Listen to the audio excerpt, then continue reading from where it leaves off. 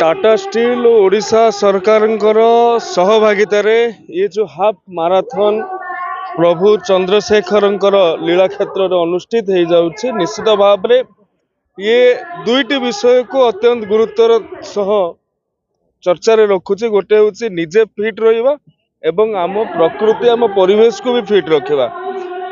वन्य पशु पक्षी मानकर सुरक्षा ता सहित समाज प्रत्येक वर्गर एवं प्रत्येक बयसर व्यक्ति विशेष को आपण माने देखिबा को पाइतिबे।